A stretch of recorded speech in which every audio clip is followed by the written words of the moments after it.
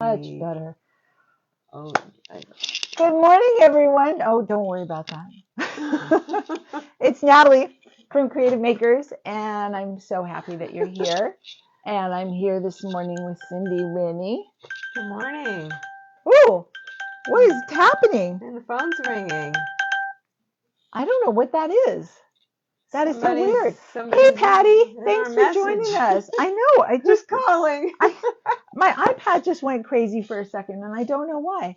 Anyway, hi, Patty. Thanks for being here. Yeah. I'm not very far from you. We're in San Bernardino right now. Ah. And Patty is in Banning. Oh, yeah. Oh, my iPad just told me that they found me. All right, that's great. Everything's just a little slow this morning. We've been out. We've had a long day yesterday. I want to introduce you to Cindy Rinne. This is Cindy. Thank you so much for coming on the show. I really appreciate it. Thank you for stopping by. We both had a long day yesterday. Cindy had what? You had a pop-up show. Yes. And then you also 3 receptions. And 3 receptions. All art related. And in Joshua Tree. Yeah, and I was in Joshua Tree too, and I had an art reception and a gig. I got to hear her play. Yay. So sort of funny. Hello, second person. Hello, Kathleen. It's nice to see you. Okay, so I'm going to start this conversation the way I start every conversation, and then we're going to go on from there. All right. So I want to know what creativity looked like for you as a kid. How did it show up? Oh, I started drawing ever since I could remember. I remember being 4 years old in the backyard drawing, and very young, I copied masters, faces and things by the masters. Really? Yes. Like when you say young, how young is young? Like elementary age. So art has always been a part of my life. Always. So when you were a kid, obviously you were the shiny artist. Yeah, so I was fortunate. I was from the generation where we had art once a week in elementary school. And in my elementary school, when I was in 6th grade, which was still part of elementary school then, right. Several of us were selected and we did a mural. And so I worked on a mural. And when the school was torn down, I found out that they saved the mural and moved it. Really? This is from the 60s. How did they save the mural? I don't know, but they did. And so this was in Kansas City, Missouri, where I grew up. And they were able, it was panels. So it wasn't like on a wall. Right. Okay. We painted them on panels and they put it up. So it was the 4 seasons. I still remember doing that. And when I performed live, well, that was Patty talking to me. Okay. Don't worry about that. All right. So so I was able to do art in school so very young.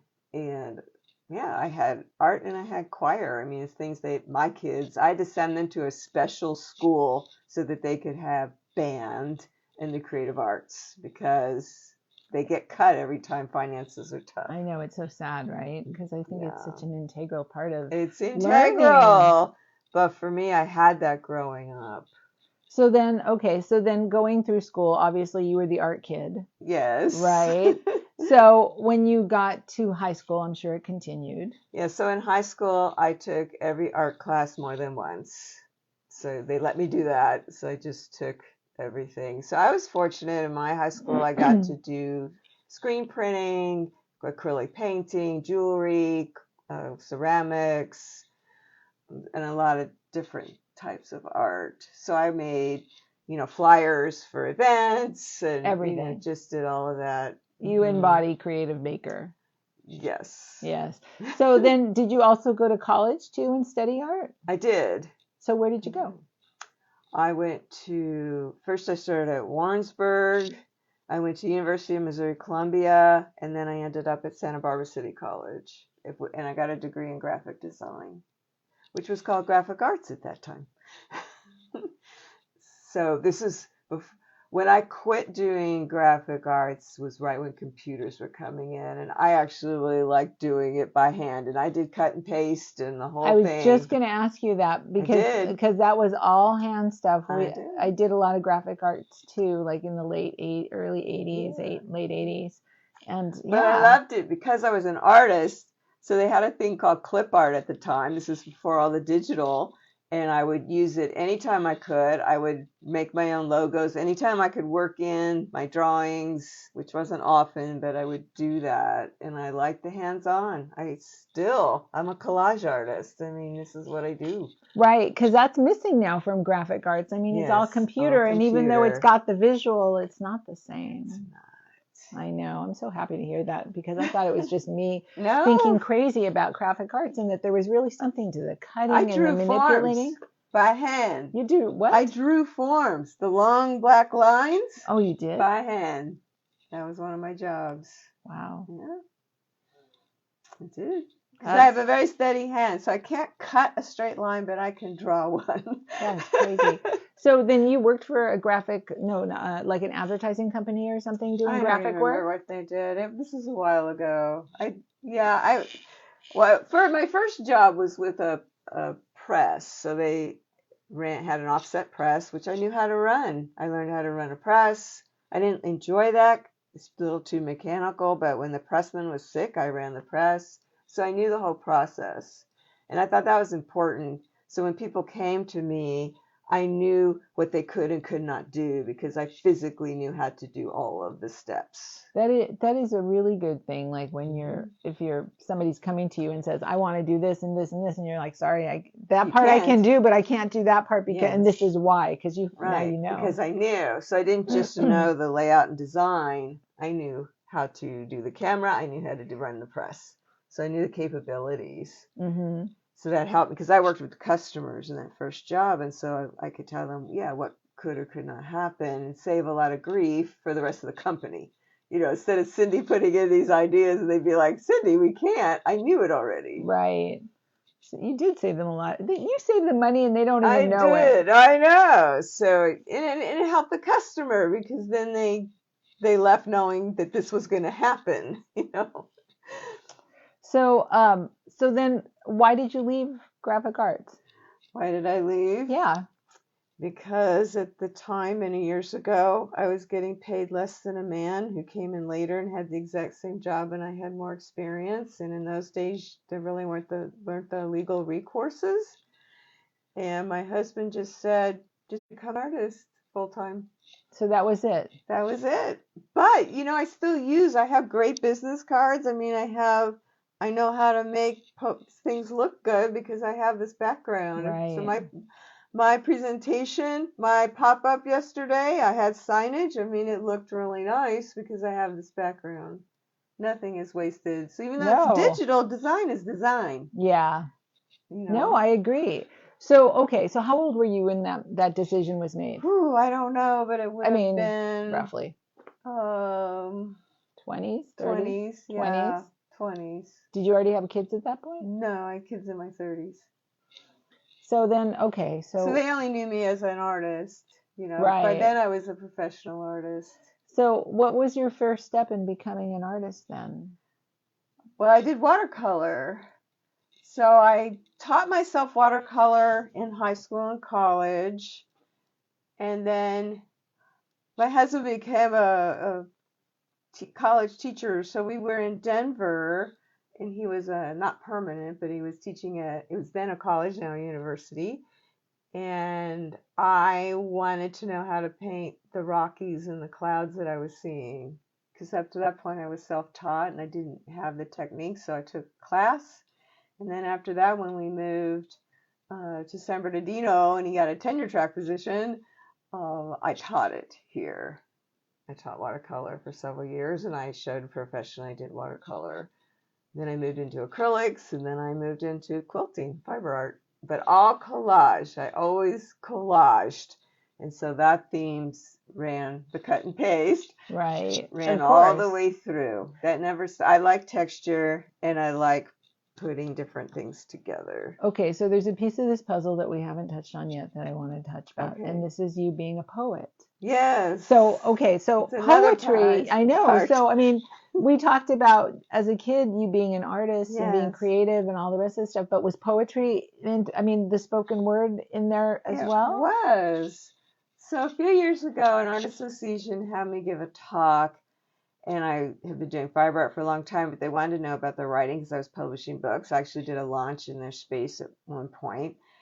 And so I realized that I had been doing poetry. So when I started copying watercolors, I was copying Asian art. I love Asian art. I lived in Taiwan. I'm going to Japan next year. I just love this culture. I feel like I'm talking to like 5 of you right now.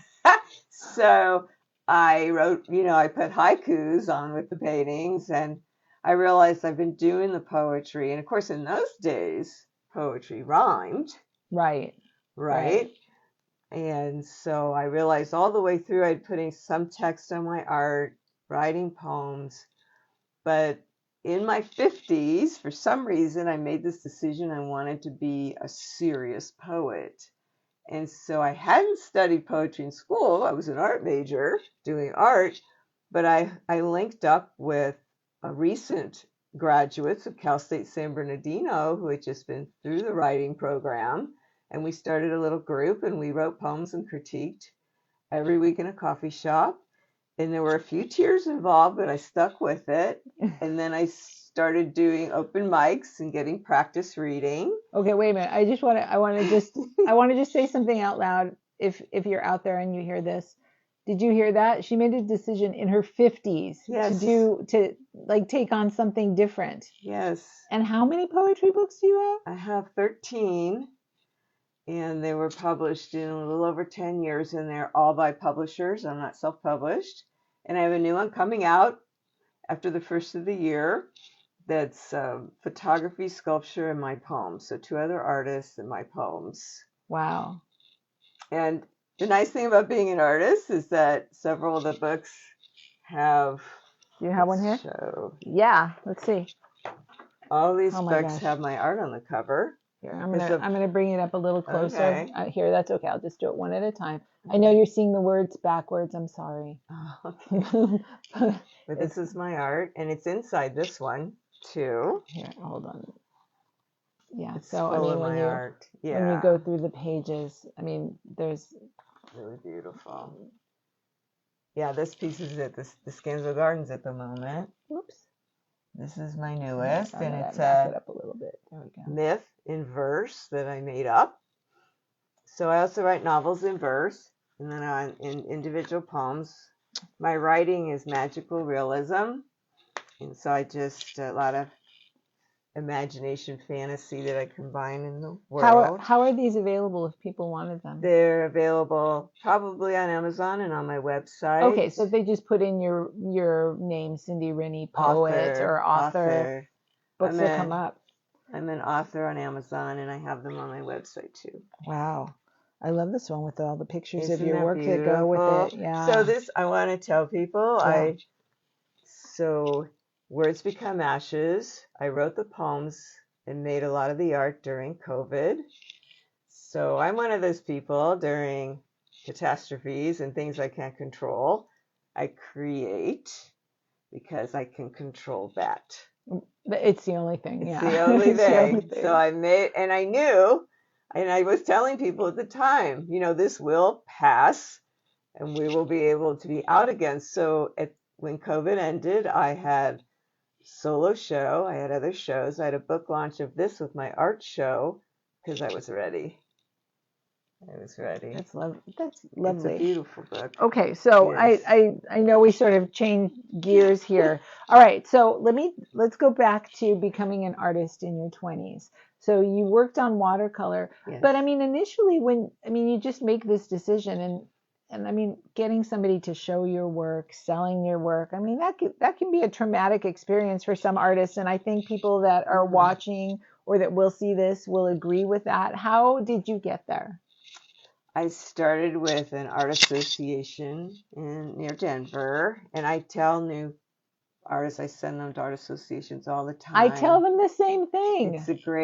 It's community, you meet people, you get to show your work, and I sold my first piece at this art association, and it's just a great place to begin. But I will also tell you, I remember waking up one day in my 20s and just saying, I am an artist.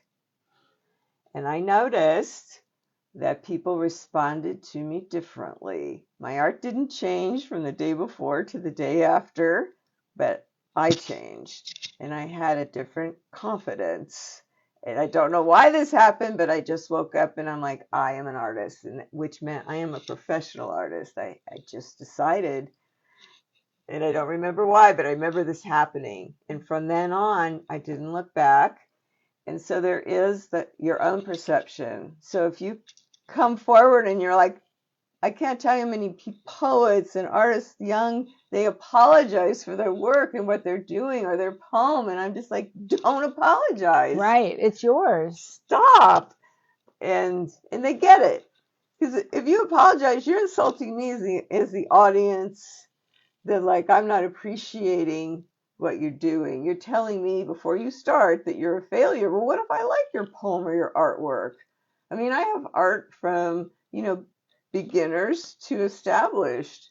If I like it, I like it. I think this is such worthy commentary right now that we're having, this information. Are you kidding me? I mean, this is what every artist talks about. Am I good enough? Do I do it right enough? What's the right way to do it? There's no right way. By the way, I see Joe there. Hi, Joe. There's no right way to do any of this. And the second that you call yourself whatever it is that you want to be, I'm an artist, I'm a poet, I'm a wonderful person, whatever it is, you are. When you walk with that. And who's going to tell me? Even if someone tells you that, I could say, Natalie, you are the best artist and musician I've ever heard. But if you don't receive that and believe it doesn't mean anything. It doesn't. And you're also insulting me that I'm complimenting you. By the way, thank you. You're welcome. About this. And so, but it really needs to be your own decision, because being a creative person is not easy. There's a lot of rejection involved. I can't tell you how much rejection. I used to cry, the tears again, from having rejections from art shows. And I used to, and I'd be devastated. But what helped is the more you have your art or applied to more places, then one rejection doesn't mean as much, because you're like, okay, but my art is over here, so I got accepted, or I got my poems accepted. Poetry, you really get a lot of rejections, but you get that one acceptance, and it's so wonderful. And then you're published in a journal, and how great is that? And then you can say, wow, all right, somebody gets me. And then you get, the 50 other rejections, but you get accepted. And then the more you get your art out there, then you're like, well, but my work's hanging in 3 other shows. They didn't take it. I'm disappointed, but I don't cry anymore. Yeah. I get disappointed. And the more you submit, of course, when I started doing the poetry, my friend said, it's numbers, so just keep submitting. I mean, someone is going to understand and love what you do. Someone out there. So it's a matching thing. Yeah, it's just an energy call. It is. Yeah. But you can't give up because of the rejections. And sometimes I try to match like the aesthetic, but sometimes I've gotten things accepted where it seems like, I'll just try this. Right. This seems off base, and they love it. And I do try to go with, like I do magical realism, or I do, fiberart and collage, and it's very narrative. So I try to find places that I think would like it, but it doesn't always work. Yeah. there was somebody I saw on Instagram, and she was talking about trying to get her work. She's a jeweler, and trying to get her work in more places. And she's like, all right, I'm starting my process. And part of her process is that she sends out 100 letters, and she's got a jar for rejections. And when she gets her first rejection, she puts it in the jar, and she's like, all right, I got 1 rejection. But she knows that she has 100 other entries, 99 other entries out there. And that something's going to take somewhere. It might not. It's not for everybody. And sometimes it's later. So I have a doll in the White House collection. From when the Clintons were in the White House. I got selected to be in the Blue Room Tree, overlooking. I got to go to the reception. This is many years ago. So it's in their collection. And at the time, I had submitted to a doll show in Santa Fe and got rejected. And so later, I found out they had put my name in because the White House doesn't do an open call. Right. You know? And I was like, how did they find me? Dolls weren't my main. I was doing them, but they weren't my main thing. And I found out this person who had a very small space didn't have room at that time for my pieces. Gave my name to Hillary Clinton, and I got in the White House. And then later put me in a show in Santa Fe. So when I was flying over, I'm in Southern California, when I was flying over to go to DC, my dolls were in Santa Fe. Okay. And so that was from a rejection. Right. And this is another you reason you try Exposure. everything. You try everything. Exposure. You talk to people. You try everything. You just go where the call is. You do. You really do. Wow. But I also this is powerful stuff, Cindy. Go to galleries like that show photorealism. I'm not going to show my art. Right.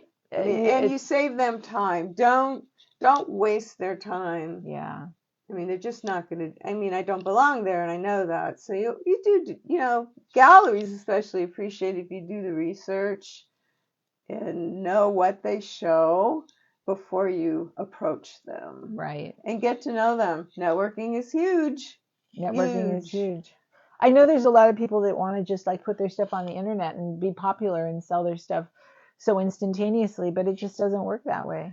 Well, maybe for one, but even there's a few. I tell people too, even the artists that I follow myself, I mean, I get to know them, their personalities. They're not just showing me their work one right after the other without anything else. Right. They're talking about their process. I get to know who they are as people. Do they make jokes? I like funny people, you know. You know what I mean? I want them to be, if I want them to be my friend and I connect with them in that way, I mean, it makes buying their work even more important. Well, for me on social media, I like nature. That inspires my work. And I show pictures of my walks or places I visit. And it's not showing my art constantly, but people tell me they love taking the journey with me. So I keep doing it, and I love taking the pictures. So, but that's part of who I am. Right. What do I find beautiful? Where am I walking? What am I experiencing? Where am I traveling? And so it allows other people to see the way you're seeing. But sometimes, when I show social media, it takes a while to get down to maybe my art, but I feel like that's okay. Some people only show their artwork, and that's all right too, but I think it's important to show other parts of me, but I don't get into my personal life, but at least they can see through my eyes. Right. But they want to know, do I like her? Is she a good person? Are her values the same as mine? Because for some people that is important. That's true. What openings am I going to? Do they see life the same way? I mean, are they a negative person or a positive person? I don't. If somebody thinks everything's bad and yucky all the time, I'm not necessarily gravitating towards their art. Right. So me too. I don't know. Anyway, all right. So watercolor. I'm going back now. I'm going back. We had this little detour, and this is a good detour. But let's go back now. So you did watercolor, and we sort of understand how you got started, and that is wonderful. But how did it start moving? It moved into all of these different realms. You've got painting, and there's fiber, and all of the how. I don't even know how to ask the question other than what. I actually don't remember how I moved into acrylics. I was doing abstraction. And then I did, Cal State has a summer arts program, and I got into it, and I went to Humboldt in the summer. So I was early 30s, and I got to meet one-on-one with Elizabeth Murray, which was my dream. She has passed on now, but I had seen her work at Mocha, the Geffen, and just that one-on-one with her and some other art people. Oh, actually, out of the three, one's still alive. So this was several years ago. So I started pouring paint when I was there. I came home and told my husband I want to pour paint. So we set up plastic on the floor and I raw canvas and I poured stained paint. Then I would paint over it, and I did a tundra series. So I also took a workshop in Colorado, went back there to Estes Park and studied the tundra. So I think it's important I love researching and studying. And even right now, I'm working on a new poetry series, and I'm researching, this particular goddess and the culture. And I love doing that. So there's a lot of background work within it. But moving from painting to fiber, there is a story. A couple of my painting friends started going to a local quilt guild, and I'll put the name out there, Citrus Bell Quilters, and they invited me to come, and I'm like, okay. I wasn't doing any quilting, but in high school, I learned how to sew. So, back in the day, they taught you how to do things. So my daughter didn't learn that in high school. So I learned how to sew. I knew how to sew. Didn't know how to quilt, but I knew how to sew. And I just started attending these meetings, and I wasn't quilting. I was painting. For 3 years, I didn't quilt or do anything. You were painting at the meetings? No, I was still a painter. You were still in my painting. Art. Okay, but you were just showing attending up. And I learned the history of quilting. I learned the blocks. I learned how to date fabric. I learned all of this. I loved it, just learning all of this. But I wasn't quilting. But they thought I was, because I was a member. I even did exchanges. I had to look up what are these materials that they might want to use. I mean, I didn't know, so I could do exchanges. And so this quilt shop owner, one day, I was at this time getting photographs put on fabric was a newer thing, and they were getting really good at making it permanent. So I was having to put my photographs on fabric, and I was gluing them to wood and doing paintings, and I didn't know I was transitioning, but I was into a new medium, but I didn't know that at the time. And one day she said, wow, this is going to make a beautiful quilt. Well, she didn't know I wasn't making quilts because she couldn't attend the meetings because people would come after to buy fabric. Yeah. And I just went, wow, I really would. And at the time, so this is, again, like 40 years ago, there weren't books on how to make art quilts. Right. It just wasn't out there. And so I decided I was going to start quilting. But I decided I was going to do art quilts from the beginning. I can't match a corner. I told you I can't cut a straight line. I can't match a corner. I'm not doing the traditional. I love them, but it wasn't and I was an artist. I was just an artist moving into a new medium. And for me, started collaging. So I joined. They still were doing like quilting bees. I joined one, and I would go to them and say, this is what I want to make. How do I make it? And they were really patient because they're all doing amazing traditional quilts, and they made it happen for me. And I had a very simple sewing machine. Actually, it was a pink metal sewing machine from the 70s. I was using something very simple. And then I bought like a machine that was $125, nothing fancy. And I did my art quilts, and this became my medium. So I went to the galleries that I already was in and said, this is what I'm going to do now. And at that time, I had to train them, just hang it. This is a piece of art.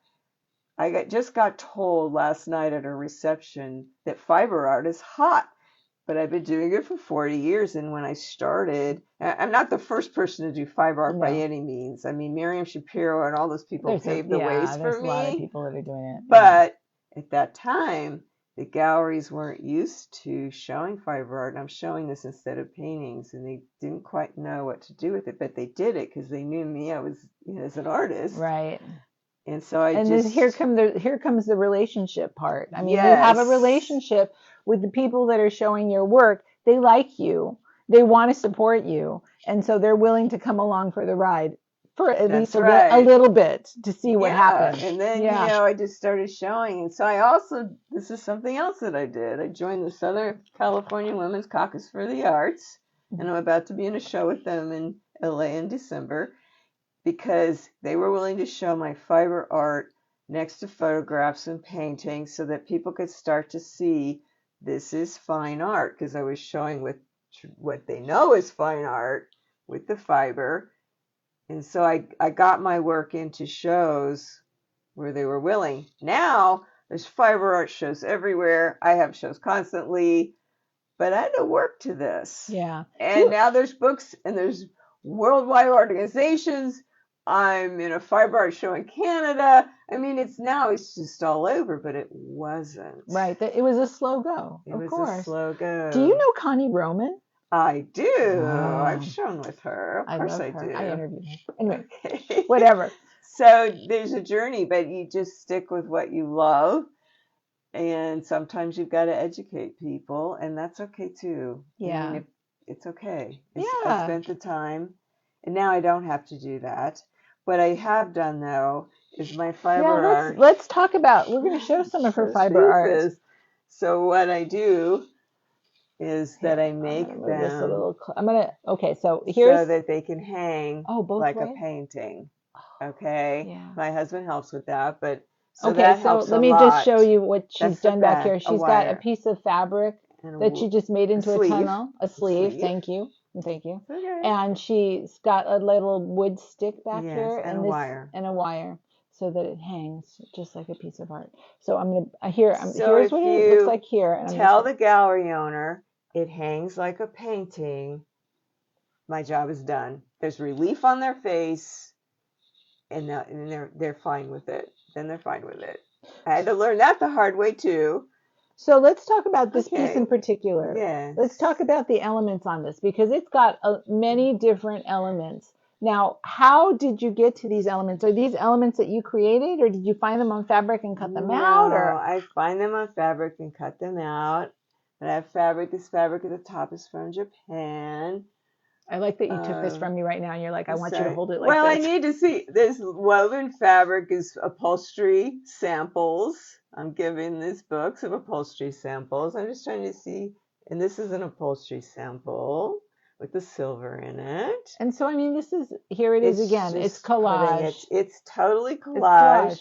It's surrealism. So, like, I put whatever I want together, and sometimes, like, this figure could have easily been upside down, the moth at an angle. I mean, I just do whatever needs to happen, and they're very storytelling. And I've got the moon and the stars. And this is 12 by 12 inches. So, and this piece is made almost like a quilt because I can see there's a front, there's batting, and there's a backing. back. So it's got some weight to it. Also, the one thing I took from traditional quilters, I label every one because that's what they do.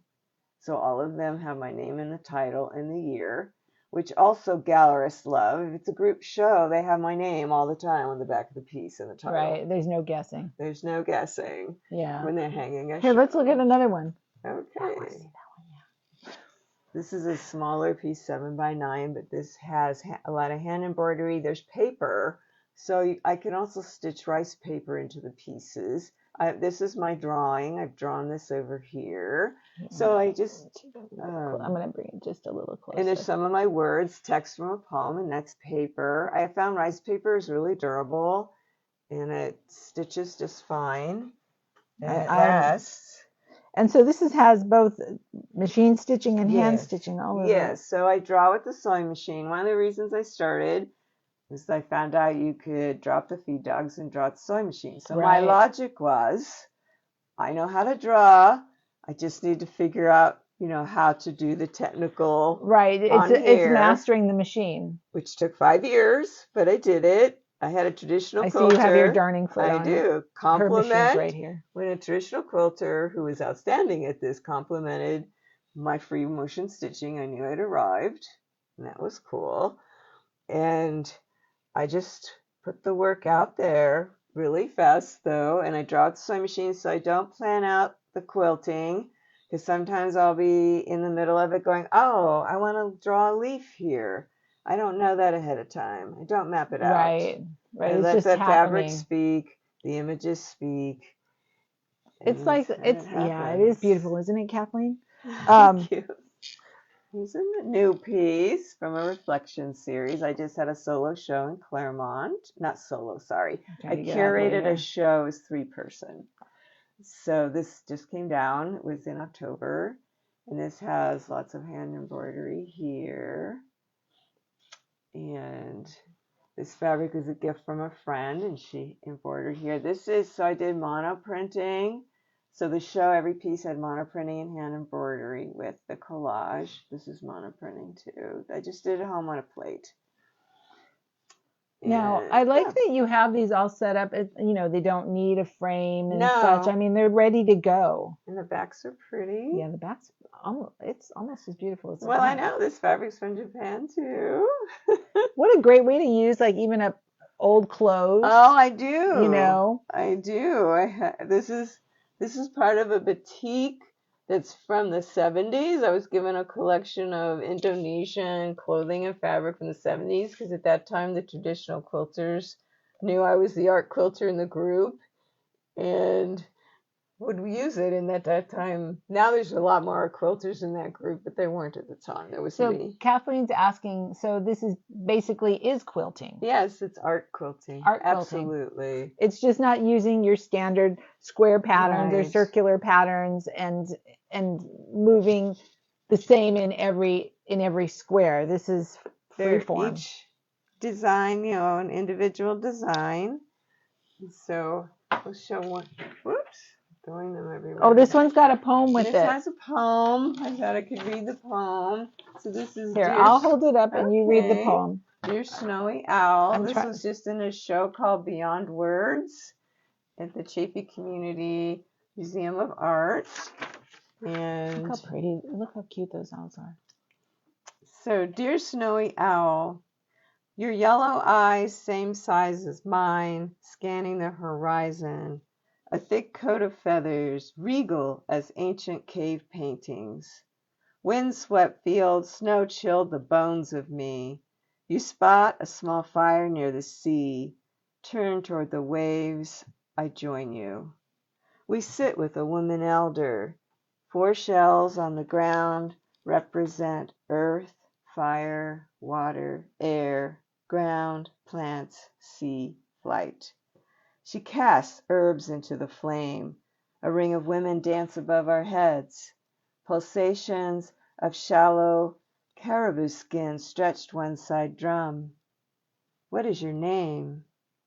She takes a long time to answer. Eons like the wisdom of Sedna. Your dark beak opens, shouts a rough cry. Back home, I play secrets of what matters in a cedar bark bowl. Yours always, Journey.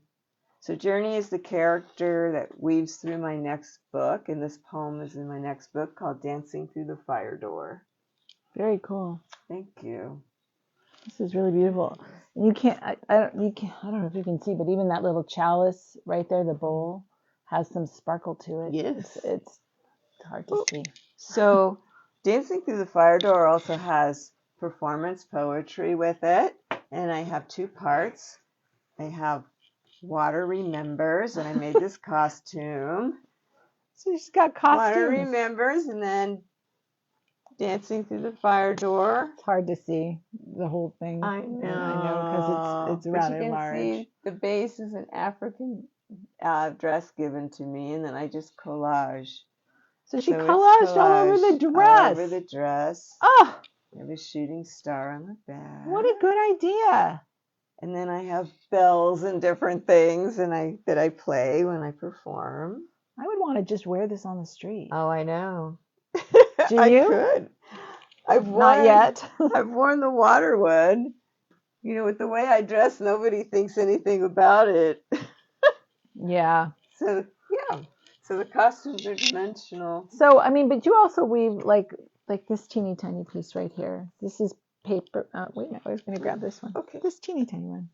This is paper and fabric and stitching, and it's just a little teeny tiny. I call it visual poetry. And it's got words on it. And it's been published in a journal. This little teeny tiny little thing. Oh yes, these have 2. So I'm doing visual Hold on, poetry. it says, I want to just read this. It says, will it matter tomorrow to her psychic graffiti heart?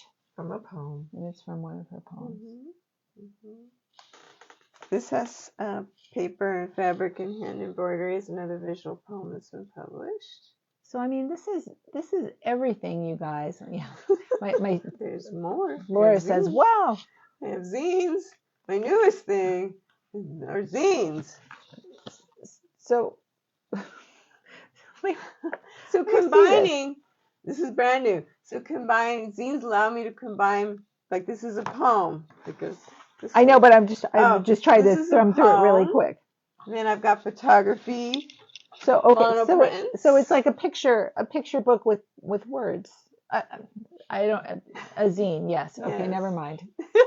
I'm trying to make new words for it, but I'm not. Know. So it goes like this, but then the poem it is opens inside, and this is like a drawing I did on site. So there's my drawings I do outside, photography, embroidery.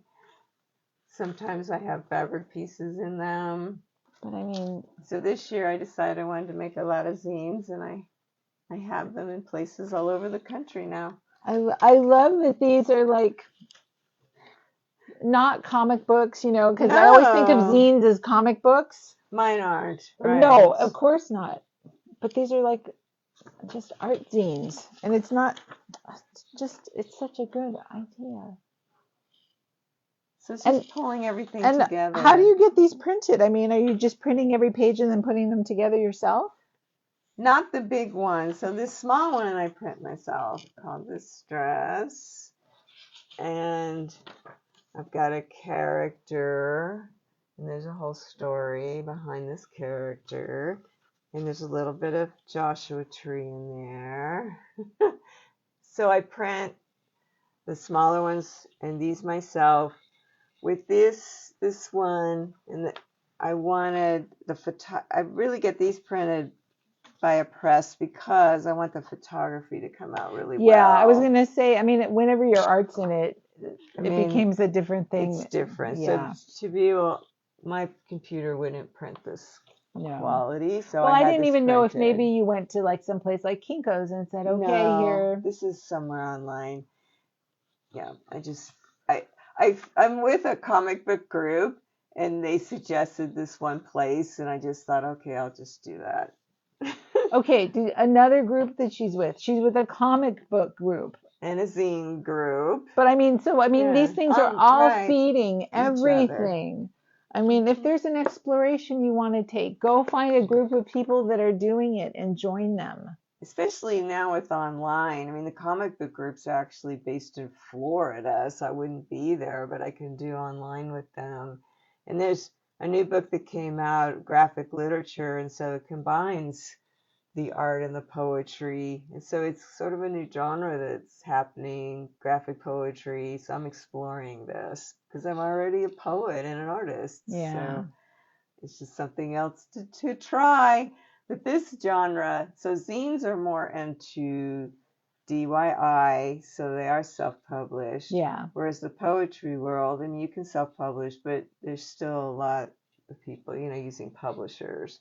And I like using publishers because the editors, I've learned things from every editor. They see things differently, they perceive, and it makes me better. Each book I build upon what I've learned from the editors. When you're presenting them, I mean, are you presenting them like an idea first and then you can explore the idea? You're just saying, here's my book of poems. They want the manuscript. And a publisher wants to know you are ready.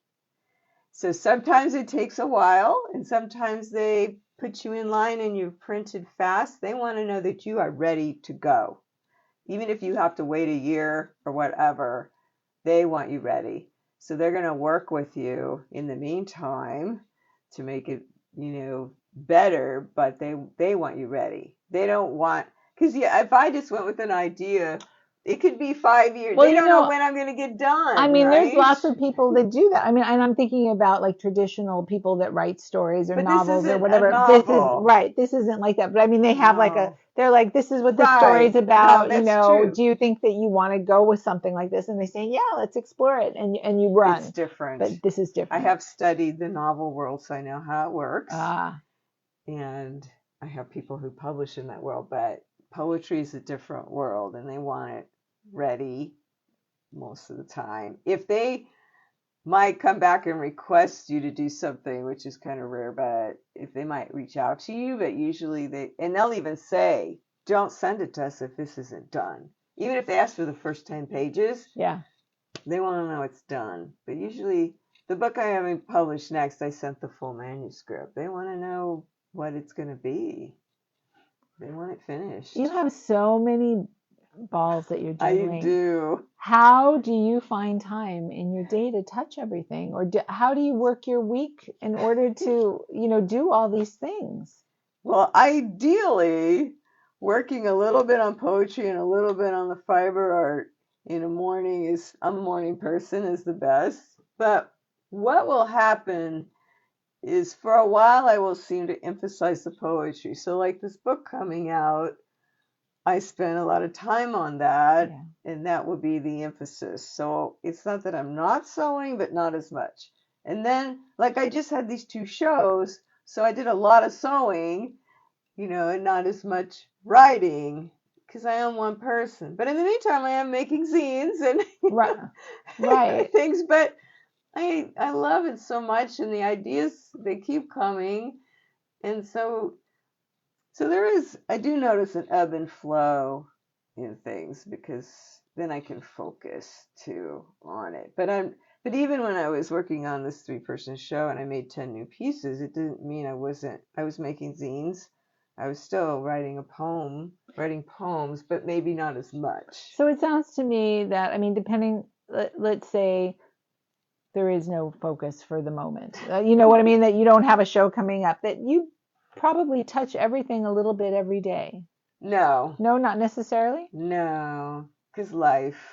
And I like to go out and do things. I was in Joshua Tree all day yesterday. I Right. wasn't making, Right. work, Right. but I was getting ideas and thinking about things. Okay. So if you had to divide your creative time and the time that you spend like looking for shows and getting stuff out, what do you think the percentages would be? Is it 50-50? Do you spend just as much time like hunting for shows and doing the analytical and, office part of your job, Yes. 50%?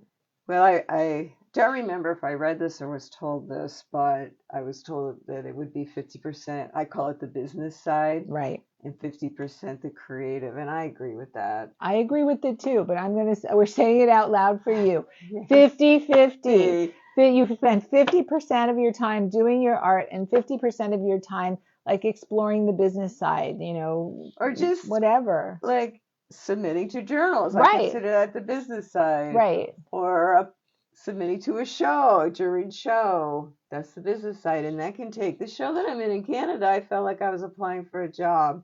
It took hours because they wanted to know all the details of the fiber art. So I have 2 costumes in a show near Toronto, and they wanted to know all the details because it's a fiber art show. They didn't want me to just say art, fiber art, costume sculpture. They wanted to know the history and the stories. And this is before it even got accepted. They wanted all this information. And so it took a lot of time. Yeah. But I'm in an international show, so it was worth it. Right. And this is also the part where I'm always pushing you guys, yes, your art should speak for itself and people should develop their own stories around your art.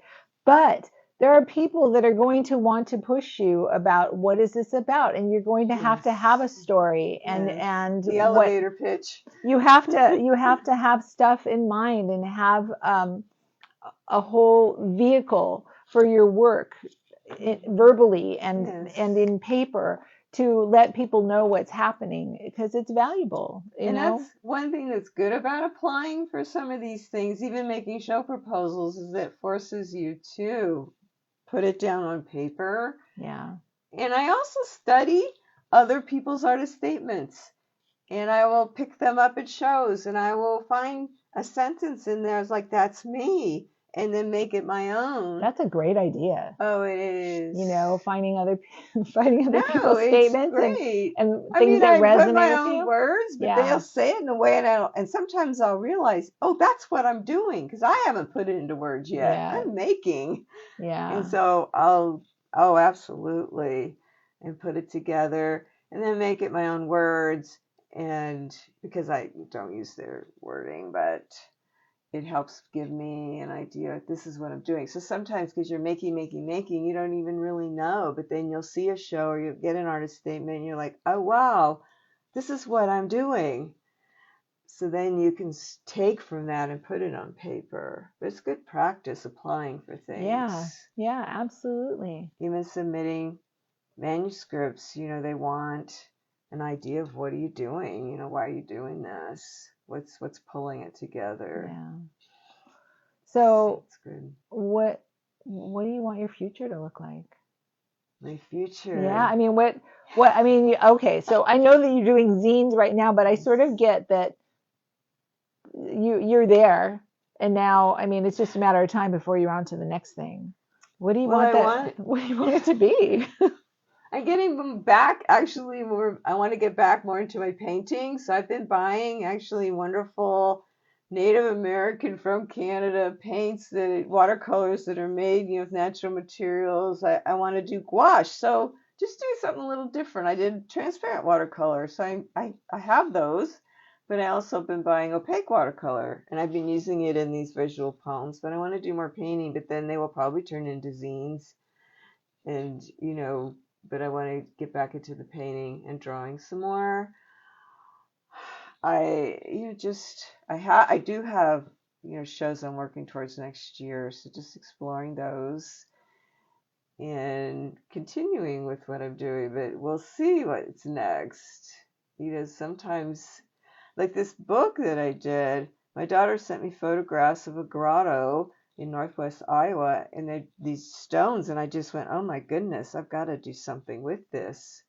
And then I have a friend who does sculptures with the elements, and so I asked them both to be in the book, and I had poems, and I needed a way to tie them together, and they reminded me of, I had all these different goddesses and stories, and how am I going to tie this together? And I thought, this is like oracle cards. And so what I came up with is this book has journeys. So every image, every poem has a keyword, and every chapter has journeys that you can take.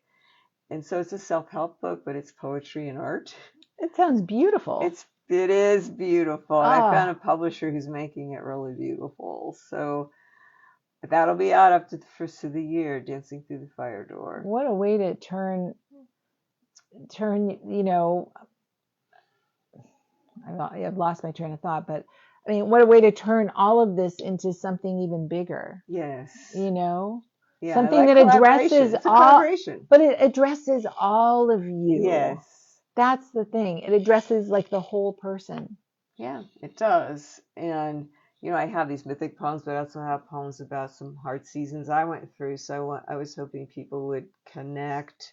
So there's encouragement, but there's also, life can be hard. So it's not just a sugary book. Right. But it offers hope. Because here I am, I got through the things. So it's a balance of these different things with beautiful, beautiful artwork and symbols. And hopefully, you'll learn and grow through it and find some comfort in this book.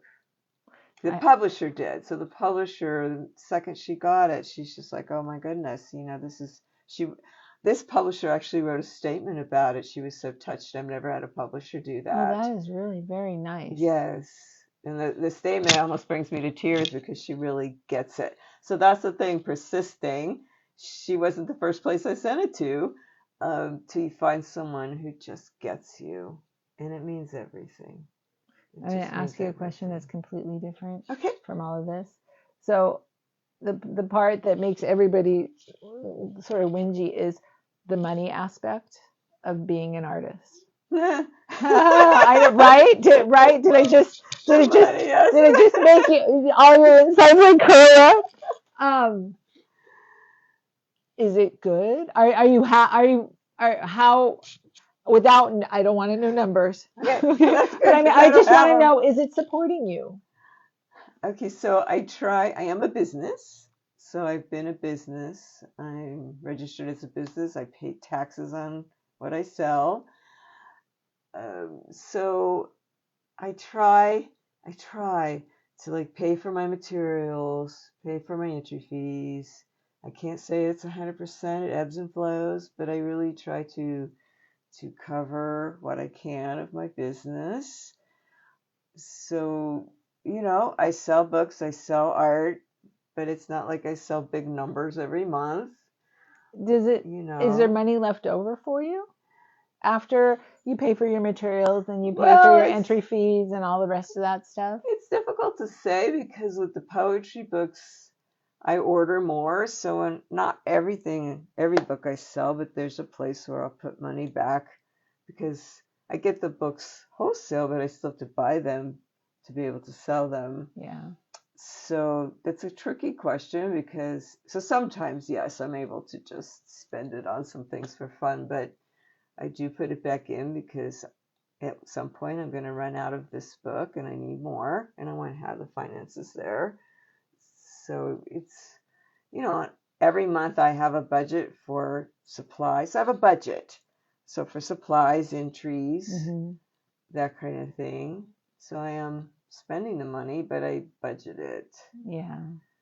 And so I don't make a living as an artist. And I don't pay the bills with my art. I was just going to get to that point. I mean, it sounds like it pays for itself and it affords you a little bit more, but I mean, but I don't pay the bills. I don't buy the groceries. So I mean, I'm fortunate in that arena. So I don't have that pressure of having to sell constantly. If I had to support myself as an artist, I would have been a teacher because I would have needed something more stable. Right. Something where then I wouldn't have had the time to do all that I do. Right. I mean, that's just a reality. And I'm just fortunate that I have the support that I can do this. And yeah. So I used to speak and teach to quilt guilds all over the state. I don't do that anymore. But even that, I wouldn't say paid the bills. You know? I mean, it wasn't constant. It was pretty regular, but it wasn't constant. So yeah, that's just my reality. Someone else also, I think if I had to pay the bills and do that kind of thing, I would do more teaching, maybe workshops, but I would also probably sell maybe more prints. I mean, there's other avenues you can go into that are more finances. I know that there's people, I mean, especially if you had high-priced work, that think, wow, you just sell a few paintings and you're I'm not at that level. But I mean, no matter the level, but you still have to sell them, Right, but I mean, they forget that it takes a lot. It takes a lot. It takes a lot, and there's, I don't have a lot of artist friends who there's some, but that have to support themselves, through art. Yeah, and it's just not a lot. There's a few, and I have a few writer friends who support themselves with writing, but most writers, my poet friends, that's not the case. A lot of them are teachers. Yeah, right. It's just the reality. Yeah. I mean, especially poetry, it's funny when I got my first book accepted, my mother's like, oh, now you're going to make all this money, but she's thinking of, famous novels. Yeah, but this is the poetry world, and there are, again, in any form, there's some that make it, but most of them, even the ones that are really big names, they're still professors and teachers. And I just sort of laughed. I'm like, this is poetry. So you don't have an agent. It's a different world. Right. You're not going on Fresh Air and having a long conversation with Terry Gross. Right. But on the You're having a long conversation with Natalie Fratino instead. It's very different. It's wonderful. But what's wonderful about doing different genres is that I have a poetry community, a fiberart community, art community, zine. Yeah. I'm starting a zine community. So each thing you try, I mean, you do music and art, so you have different communities. Yeah. And for me, actually, the zine thing really started with, I like the community. I want to do this. These people are really nice. And that was really the reason. It's an excellent reason. Hanging out with nice people is a great thing. Yes. And so, I had the art community, and then later when I started getting poetry and doing the poetry thing, I'm like, wow, I have a whole new ring of friends. How cool is that? I didn't know I was going to have. I didn't know I was going to do books.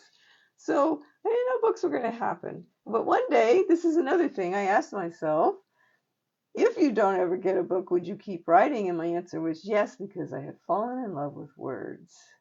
So even though I have all these shows and I have books and it's fantastic, I would still do what I do because I love what I Right. do. And this I'm not is going to the stop thing. being an artist. I've been an artist my whole life. And this is practically going to bring me to tears because, right, you have to love what you do. I love what I do. And so even though there's the rejections and it's hard and people don't get it and people do get it, it's in me. And this is really who I am. Yeah. It's my expression.